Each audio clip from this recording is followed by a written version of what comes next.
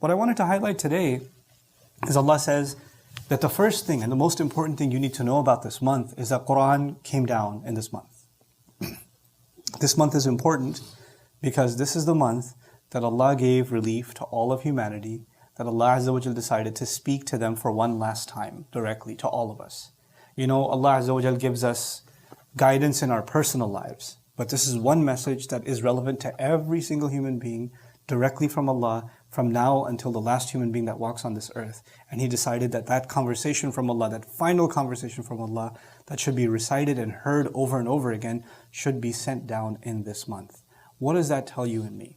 That tells you and me that this is the month to connect with the Quran. This is the month to have a real relationship with the Quran, a real conversation with Allah after hearing what He has to say to us. What He's gonna what He's gonna tell us. The word Quran, as opposed to kitab, kitab means book. Quran actually means recital, or something that is read out loud. And so the idea in it is that this is the month in which we should be gearing up to hear what Allah has to say and to prepare ourselves, you know, especially.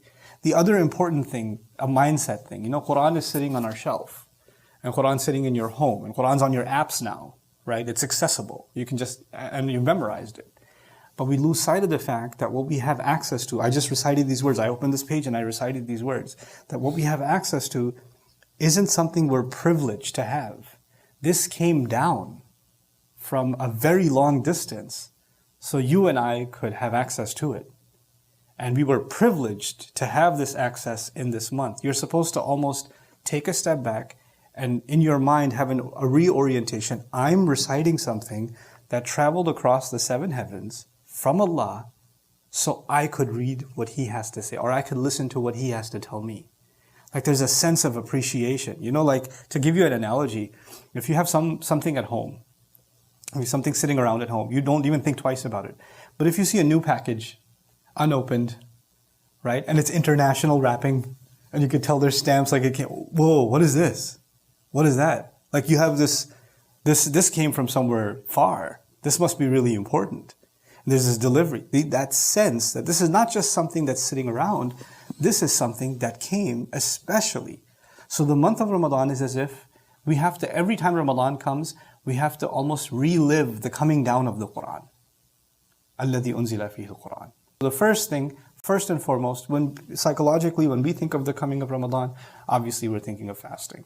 Some people are thinking of, shopping. Some people are thinking of cooking and, iftars and socials and all this other stuff. These are the things that are associated with the month of Ramadan, all good. But you know what we lose sight of? Quran. And what we do with Quran, unfortunately, is that we reduce the Quran to just recitation in this month. Just listen to recitation or recite in this month. Both of those are extremely important, but the Quran didn't come to be recited. The Quran came to be understood. The Quran came with a message. The Quran didn't come for sounds. The Quran came for a message.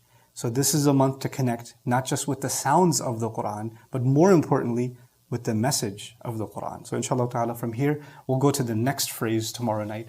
Barakallahu li wa lakum. Assalamu alaikum wa rahmatullahi ta'ala wa barakatuh.